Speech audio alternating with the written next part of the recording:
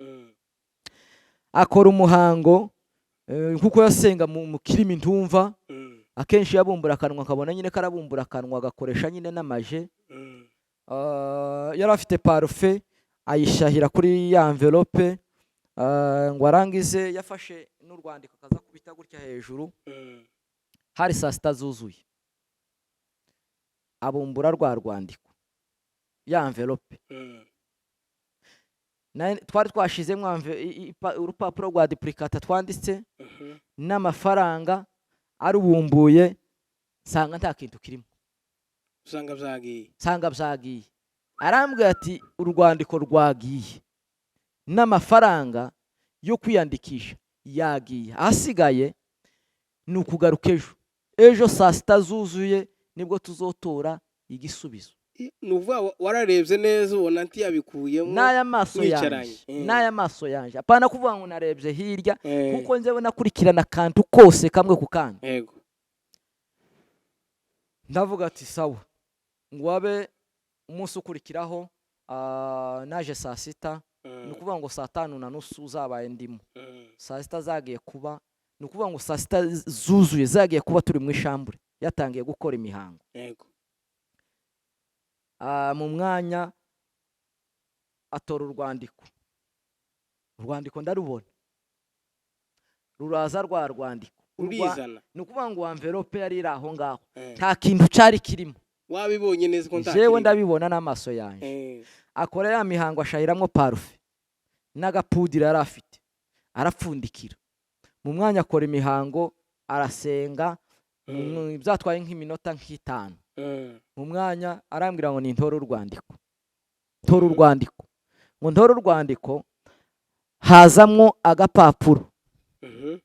Bo hari agapapuro kagiye kugira nibara kandi si jaune. Ndakabona.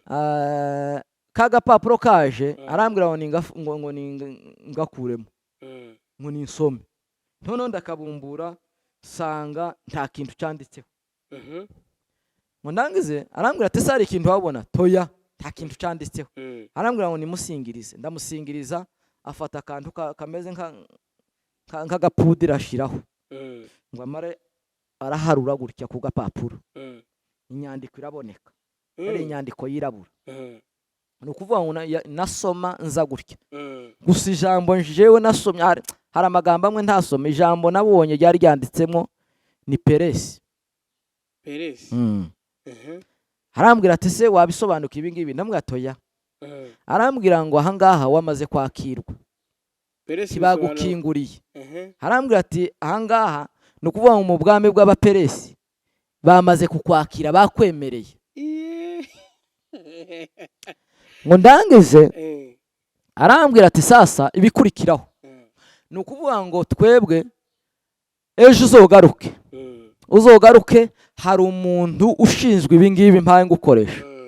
Ni ukuvuga ngo uwo muntu naza ejo niwe ushinzwe kukwakira muri iri shami rya Freemason. Mu mwanya turasohoka, ndetse sinahise nagenda, nahise nasa televiziyo aho ngaho muwi wenda guma ndareba. Hari n'undi mudamu wari waje, arinjira arambwira ati uyu nguyu ni umugore w'umukoloneli tiyaje ngo turebe ukuntu dufunguza umugabo wiwe. Ni ukuvuga ngo yari afite abantu benshi, hari abakinyi bari ko baza aho ngaho. Ni ukuvuga ngo abantu benshi, hanze hari abantu bishwe n'ubuyobe kandi baba bakorera Satani. Ni ukuvuga ngo bamara amaje. Wowe ukagira ngo abantu bose ubona, ukabona abantu ko baratera imbere, naho ntuzi yuko hari indi si barimo. Niyo mpamvu akenshi umuntu wese udakwiriye kwifuza ubukire bwa mugenzi wawe, cyangwa se ukubona mugenzi wawe ateye imbere nawe ngo ubyifuze, kuko ntuzi uburyo abironkamo. Hari ababironka mu buryo Imana igabaha umugisha, hari n'abandi babikora mu buryo bw'inzira zidatunganye. Hari abantu benshi bazaga aho ngaho bamushaka ubufasha kandi akabubaheza. Ngo ndangize ndibuka kuko haciye nk'igihe, umuntu ntazavuga ukuntu ikintu cyose kigenda kugikurikirana kuko umwanya ni mugufi kandi haba hakenewe byinshi. Ngo ndangize nasubiye kugaruka ikindi gihe nsanga harimwo umusore w'umuhungu, umusore ukiri mutoya wari wambaye nyine n'imodoka yaraparitse imbere, yaraparitse imodoka y'igitangaza. Ndinjira nagiye kwicara, nje kwicara, uwo mupfumu yamwitaga ngo ni mwarimu. Yita uwo muhungu. No kuvuga ngo umupfumu twebwe tubita abapfumu ariko iriya babita ngo ni mwarimu. Aramubwira ngo mwarimu, ngo mwambie ngo akuye. Mwarimu arampamagara ati ngwino ntiwicare winjira indani. Ngo ninjira indani, nsanga wa muhungu aricaye arandamutsa kandi anganiriza neza cyane. Arambwira ati twabonye urwandiko rwawe wanditse, ati ni jewe barungitse. Noneho abantu baza bibwira, nanje nkija mu bapfumu, nagiye mfite ubwoba. Noneho nkibwira kuko muri shambure yiwe mbona ari umuntu ufite ishusho itariyo, mbona ari umuntu wisize amarangi, ariko abapfumu ni ukuvuga ngo ya marangi ari ibintu abantu babona mu mafilime, ukabona umupfumu ni umuntu ufite amarangi wisize ibintu bidashoboka. Biriya ni bigaragaza bishaka kwerekana yuko umupfumu ari umuntu cyangwa se umuntu ukorera kwa Satani, ni umuntu udafite ubwenge cyangwa se wuzuye imyanda. Kuko ibyaha dukora ahangaha hanze ibiki nibigaragaza umwanda, ariko umuntu uri mu nzira y'Imana ni umuntu ugaragaza isuku, kuko Imana ikorana n'abanyesuku. Yari umuntu wimere neza, kuko nibyo yakora, yambaraga agapira ameze neza, mbona ari umuntu ukeye kandi ufite isuku. Habe no mu nzu yiwe, muri shambure yiwe, ni ahantu hafite isuku. N'ibintu byiwe byose yakoreshaga by'uducupa uduhu byari ahantu hirya, yashizeho agatapi, ariko muri shambure yose yiwe ntiwinjiranamo urukweto, habe na telefone. Ni ukuvuga ngo telefone warinjiraga hari ahantu mwazisigaga, hari ahantu iyo winjira musiga telefone ku ruhande. Ni ukuvuga ngo n'ibirato ntibuzinjirana muri shambure, ni ahantu hafite isuku. Turangije wa mugabo aranganirije ati twabonye urwandiko wanditse, ati ni jewe batumye. Ati se biriya bintu wamashije? Ati njewe namashije. None washaka aranyereka, ambwira ukuntu bakora, atangira kumbwira kuri abamiliyoneri ico basabwa, ba biliyoneri, ba triliyoneri. Arambwira to ushaka ngo tugweze ubutunzi, nimba ushaka amajanse hari ico bisabwa. Ni ukuvuga ngo arambwira ngo triliyoneri nabyo bisabwa ibindi.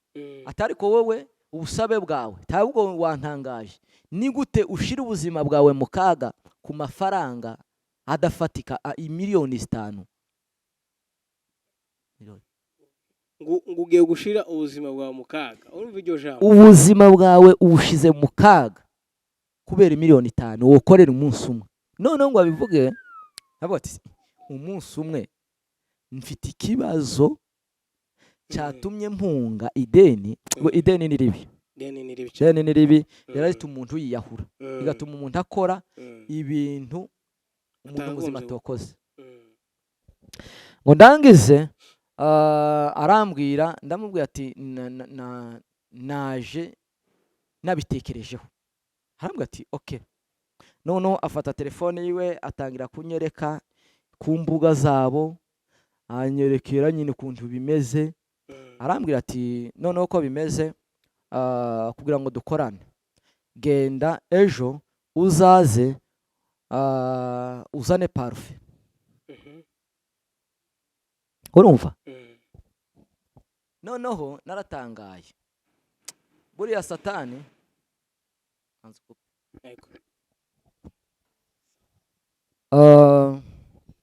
ni ukuvuga ngo yatangiye kunganiriza.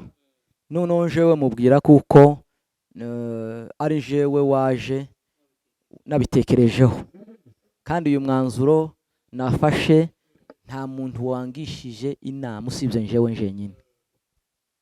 Ati okay, ati noneho uko bimeze, ikintu yarambwiye ati sasa hari amafaranga akenewe, hari $300 zikenewe. Rero yarambwiye ico gihe wari umuriyoni w'amarundi, ngira ngo wari umuriyoni, sinibuka neza. Arambwiye ati wewe, ati mu kivi watekereje gutyo, hari amafaranga akenewe umuriyoni yo gusafisha inyanja. Noneho ndamubwiye ati se ayo mafaranga ndayakura? Unatangaye buriya Satani hari parufe yari yantumye, parufe magique, nayiguze $350. Ico gihe nda faranga nari mfite, ariko urazibona. Noneho umubwiye, arambwiye ati wewe amafaranga urayabona. Naratangaye buriya abantu hari igihe uzura na blocage, donc ukaza wikoza ku muntu kandi yuzi uko yoguha ifaranga ntaziguhe. Buriya Satani aba yugaye. Ngo amane nza nibuka uwo munsi navuye aho ngaho, twumvikanye ko ngiye kuzana amafaranga ari n'aya parufe. Ngo ndangize ndagenda nasomye kuri Facebook, nsomye kuri Facebook nsanga mu rugo data yanohereje amafaranga $1,100 $100. $1,100. Urumva nari nabuze amafaranga, ariko nsanga deja bamaze kunoreza amafaranga. Kuko kera nari bamaze kuja muri ivyo, nta bitekerezo byo kuvuga ngo aya mafaranga reka nafate n'ishuri, tereka njewe nkoresha aya mafaranga, nindangiza aya mafaranga mbonega kubona menshi n'ishuri. Ngo ndangize ya mafaranga nagenda yavunja, mfatamwo ngura parufe. Kandi kera wari wabonye itiyari irimo miliyoni zingahe? Ari amafaranga menshi. Yari menshi cyane. Yari menshi. 5 zari zirenga. Ariko nje urumva kera amafaranga system namaze kujamo, nukuvuga umutima wari wagiye. Aribyo naje gusanga ka gatabo, indandaro y'ibi byose yavuye kuri ka gatabo. Nasomye ka gatabo ngira ngo ni igitabo gisanzwe, naho cyanangirije mu bwonko, kuko nico naje kurahiriraho. Kandi aho nari konsoma niho bandahiri, niho bari kubasoma ndahira. Ngo ndangize nazanya amafaranga, ndagenda ndayatora, ndagenda ngura ya parufe. Ndanibuka umupfumu yahise mpamagara, arambwira ngo iyi parufe uguze tugire ngo ni ikintu gisanzwe. Yamubwira mu Giswahili, arambwira ngo iyo ni radi. Aturamenye nimba uzuja mu bintu by'abagore, muri shamburu urimo ntiwibeshe ngo uzanemwo indaya. Ndamubwira ati ibyo ngibyo simbibamo. Ati kuko yizanye irimo, tiyo ngiyo ni sirikwi nimbi. Ndetse yahise anampamagara ngo ni nyijana, ndayimuheza. Noneho ngo buce njana amafaranga wa muntu waje kundahiza. Nashitse nafashe $1,000,000, ndawujana ndawumuha. Ngo shike arambwira ati noneho, ati yahise twari turi kumwe n'umupfumu, kuko akenshi yasohora umupfumu tugiye mu byacu. Ariko ubwo twari kumwe nawe, ngo arangiza aramubwira ati noneho mwarimu, ati ubu nyine, ati bakaza batanga buri gihugu, bagatanga amafaranga yose y'igihugu. Atari kubu nyine ni $1. Ati none ni $1 rikenewe. Ngo amana nambwe atari ku cyo ngico ntacyo bitwaye, ati turayahindura. Barayahindura. Noneho uvuze iki kintu guhindura amafaranga, umuntu arashobora kwibwira mu bitekerezo byiwe akavuga ngo ntibishoboka. Ariko byarabaye gutya mpaye mbibona. Amarundi ahinduka $1. Nukuvuga ngo yashize muri envelope, afata ya parufe, ijya parufe naguze, ayashira muri envelope arashahira. Nijya parufe niwe wayifashe, arabanza ayifata mu ntoki, nicaye ku ntebe, arasenga. Uko asenga mu kirimi ntumva, yari umusore mwizi we ntiyakora ibintu by'ibigango. Yakore yasenga nyine agafata mu ntoki guke nyine agahumiriza, kabona nyine karakora amasinye. Hari amasinye menshi bakora yabo y'imihango yabo. Ngo arangize ayisuka kuri ya envelope. ngo afungure mpaye ndeba n'ayo maso, apana kuvuga ngo nagiye hirya cyangwa ngo narangaye, mpaye ndeba asanga harimo $300. ngo amare muri ya $300 afata $100 kurumva ararifata araritwika, azana ikibiriti aratwika, rirashira umuyonga awushira mu gakombe, kara gakombe k'umutuku kanditseho na Arsenal na niriya ntuze logo ya Arsenal. ngo arangize aragafata na wa muyonga $100 yawushizemo, ngo arangize arambwira ati iki atanga tugiye kurahira aha twatangiye, ati kandi ntubwire ngo ibi bintu biroroshe, ntubwire ngo n'umukino ibintu wagiyemo. Ndamubwira ngo nta kibazo, kandi akabikubwira. Nukuvuga muri njewe ikintu cya mbere yambwiye, yarambwiye ngo ikintu wumva utacumva neza, nukuvuga ngo ntiwemere ibyo utumvise, nukumvikana ahangaha sawa, kuko yavugaga neza. Noneho ngo arangize afata amazi asuka muri ka gakombe, afata ka gakombe agafata hano munsi, afata n'aharya hejuru akaza mu akagira gutyo, havugaga ibintu yari ko atongera y'amazi. ngo amara arambwira ngo ni nafate ka gakombe arakampeza, ngo nisome intama imwe miri, ndasomye intama imwe ndamize. Arambwira ngo iki kintu nkoze ngo singire ngo ni ikintu coroshe. Arambwira ngo aya mazi tuguhaye aya ngayo umwoye, nukuvuga ngo aya mazi ngo naguhesha kugira amaso nk'ayo dufite. Ati se kurabona abantu baje kukwakira ahangaha tipi, ati numara kwakira aya maso nawe urababona, ati kwangaha hano hari abantu benshi baje kukwakira twicaranya. Nukuvuga ngo abarozi, abantu bazabibwira ngo umurozi ngo wo mu gihugu cy'u Burundi ngo yoja muri Kongo yoja mu Rwanda hehe ngo ntiyomenyana, bafite amaso yabo bazabamenya, baraziranye, bafite systeme, bafite n'indamukanyo baramukanya wowe utazi, habe nubwo boja guhura gutya mu nzira tuzi systeme baramukanya. Kuko yarambwiye ati numara kugira aya maso uzoza ugenda mu nzira mwibarabara ubona abandi bari muri systeme, hati hari systeme muzoza murakumukanya, hari ukwicishijisho rimwe nawe akikirindi mugahusha uko muba muramukanya cyangwa mugakoresha amasinyi, hati abantu ntibobimenya. ngo amara arambwira ati kandi mu kwakira ayo maso ati hari ikintu kiba, ati ntiwikange. Imana ishimwe kuko ibintu byose yagiye ambwira nta n'ikintu kigeze kimbaho. Nasanze Imana nimba hari ijambo yakuvuzeho, icyo yavuze ku muntu, isezerano Imana ifite ku muntu ni ukuri. Nta cori cyangwa ngo risenye isezerano ry'Imana Imana ifite ngo wamupfa kugenda gusa. Nukuvuga ngo Imana izikurikira isezerano ryayo, iziriherekeza. Wakwigira nabi icyo Imana yakuvuzeho izagikoresha. Ngo ndangize y'amazi arambwira ngo hari igihe ngo ushobora ngo nk'ibitekerezo ngo bikaba nkakurya dutotsi two gufata gutyo ugasubiga kanguka gutyo mu isegonda rimwe. Ati kujye uzoba winjiye muri systeme, amaso uzoba wakiyandi maso. Ndetse ndamubaza ati se none zombaho ndi mwibarabara ngiye nko kwambuka ibarabara tizombera ikibazo? Atoya, ati ninga kantu gusa gakubita gusa gatoya gusa kisegonda imwe gutya gusa, ati ntacyo bizokwica.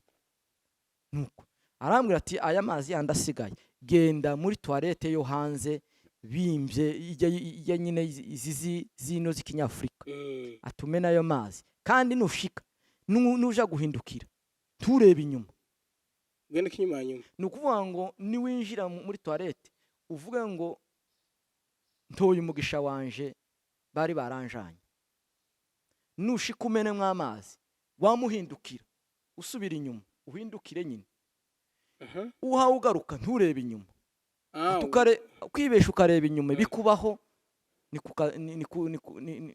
wewe n'akazi kawe, ikintu coroshe. Ese ndamubaza ati se nk'abantu bari hanze nibabona sokanya akagakombe baratekereza iki? Arambwira ati wewe usibye wewe hawo ukabona nta muntu uri hanze ufite imbaraga zo kubona akagakombe. Ndagenda ndankora uwo muhango ndagaruka, ngoje kugaruka arambwira ngo nimpagararaho, sanga karakora umuhango, ngo arangize mpaye ndeba n'aya maso yanje,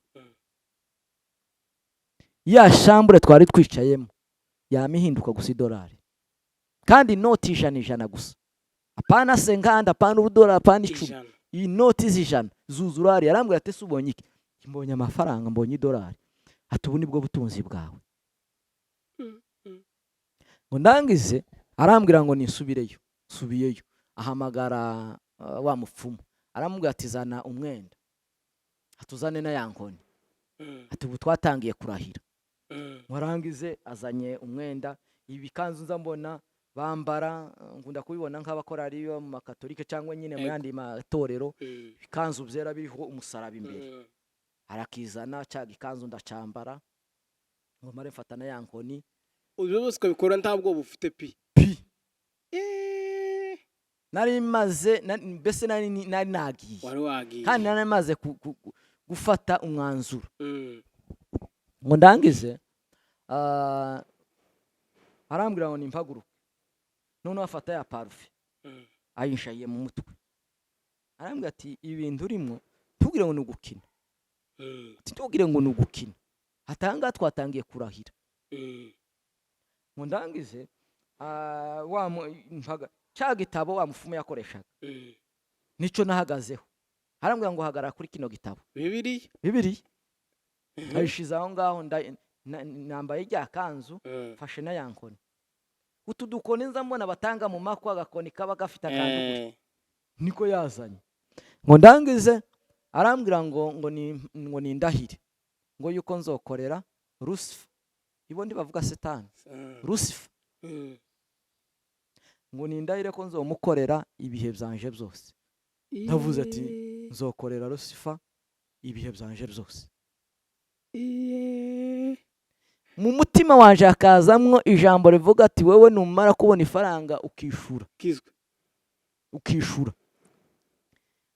uzokizwa, nushaka nibashake bakwice, ariko ufe nakishijwe. Gusa njewe cyari kindajije kwijoro kwari ukugira ngo nishure amadeni y'abandi narindimo, nuko kwiyahura kose kwari kugira ngo nishure amadeni y'abandi. Ngo ndangize mare kurahira, arambwira ati iki kintu ukoze ntubwire ngo n'umukino.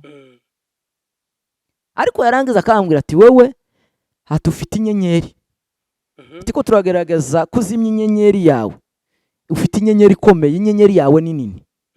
None yabivuga gutyo inyenyeri, habati inyenyeri ni isezerano, kuko nari mfite amasezerano menshi kuva imwaro yo gukorera Imana.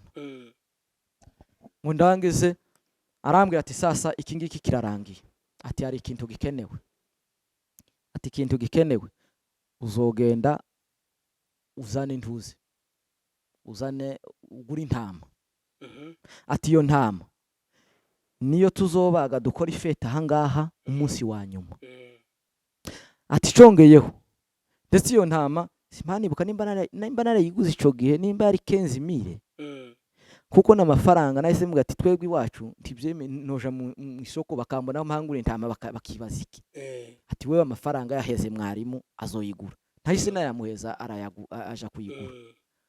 Warangiza aravuga ati congeye, ahita abwira mwarimu ati congeyeho uyu muntu abantu bari mu kuza badusanga twaravuze ngo tuzoza tubafata amaraso. Ati iyo dufashe umuntu amaraso nukuvuga ngo abari ahantu habiri, abari hano nukuvuga ngo umuntu abari hano igicucu ciwe, ati umuntu ari iriya tumufitiriye, tuba tumufitiriye hano ukabo nukuvuga ngo ikuzimu. Hano abari igicucu, none yagira ngo cyage yagize ngo aradukwevye, yamaze gakubonaga inyungu, ibyo ashatse yabigezeho, yashaka kudukwepa iriya tukamufata. Ati none wowe uzozana iserenge n'isindano, ati no gutuma ngo uje ku muganga, ati cyangwa uzozana amaraso. None ngo avuga amaraso, ndamwe ati se noja ku mudokiteri nkamubwira ngo afata amaraso yo kwibaza gute. Arambwira ati okay, wewe ugenda uzogure iserenge n'isindano, twebwe tuzobikora hano. Ati ubu nyine, ati hari ibyo twogutuma wowe ntiwobimenya. ati twebwe dufite abantu b'abaganga dukorana bacu. Ni ukuvuga ngo buriya baba bafite abantu bakorana, ukwa hanze hari abo bakoresha wewe ntiwo ubimenya, ni muri systeme yabo. Nkaba kuko igihe nagiye kugura parufe ku mufumu, yandangiye ahantu mu Buyenzi, ampa nimero adresse, ndagenda ku muntu, napfuye kwinjira mu hagapapuro, jewe sinavuze namwe hagapapuro gusa kanditseho ya parufe magique uko imeze.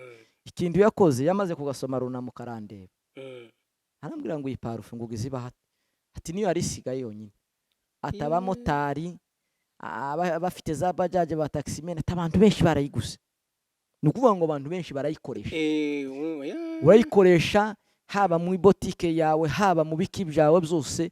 Ni ukuvuga ngo niyo ikurura abantu, ni magique nyine, ni ikintu kiri magi. Ngo ndangize arambwira ati wewe nta kibazo, wewe uzozana iserenge. Ngo turangize turagumye turaganiriye aho ngaho, arambwira ati jewe agumanyereka nyine intuze yabo site. Arambwira ati nawe numara kwinjira muri system tuzogira uzoba ubifite kuri WhatsApp. Buriya ari ibintu abantu batazi. Buriya urashobora gufata WhatsApp y'umurozi ukaja kuri WhatsApp yiwe, wewe nkuko udafite y'amaso ajya bari kumva, hari byinshi utobona. Bagira group buriya bafite ibyo bahuriyeho. Kuko njewe nabonye iyi site yabo, arayinyereka arambwira ati ibingibi uzobijamo, ati ntiwabona none nabona hari ibintu biteye ubwoba. Ukabona abantu babarya inyama, abandi babamwa amaraso, abandi baboga amaraso, kujye twebwe twoga muri dusha amazi amanuka, ibona amaraso, ibintu biteye ubwoba. Rose kabireba ukumva ko ntakibazo. Nari maze nari nagiye. Ngo ndangize turagenda dataha, kuko nari nasize amafaranga y'intama, kuko yarambwiye ati intama wewe twaraganiriye cyane. Ndamubwira ati se none ko ngiye kuja jewe ngiye gushaka aya mafaranga, kuko yaransetse cyane. Arambwira ati aya mafaranga ko wasari make. Ndamubwira ati sawa, nimba ari makeya mu nyongera yandi. Arambwira ati wewe buri kwezi utegerezwa kuza ugenda ukagura intama. Ndetse ndamubaza ati se uko nyine nzotanga umuntu? Araseka arambwira ati oya, wowe ubwo rwego nturarugera. Ahubwo ico kibazo nico naringiye kubaza, siko bazavuga ngo umuntu agomba gutanga. No jewe sinobimenya. Nimba intama, Imana ishimwe, buri Imana izitabara umuntu hageze. Yego. Hari ibyo wowe udashobora kureba, Imana iyo izi yuko iki kintu ugiyemo hari ikintu kibi kizokubera ikibazo, Imana ikakugwanirira. Sinzi wenda iyo ntama nari naguze nimba yari kuvamwe umuntu, ibyo gasimbizi.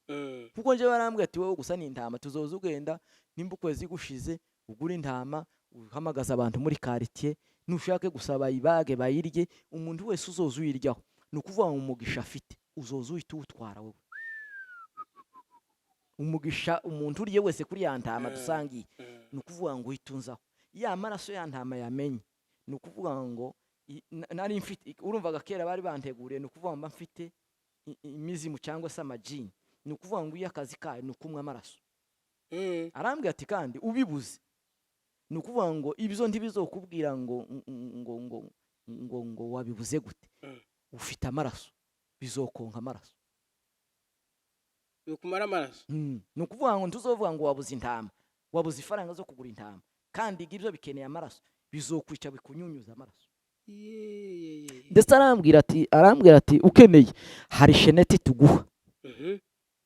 Ati muri sheneti ukeneye hari sheneti wowe twoguheza, wahaba mu ijoro waza uyifata ugasenga, ukaja ahantu wiherereye, igahinduka inyamaswa, ikaruka amafaranga cyangwa ikituma amafaranga.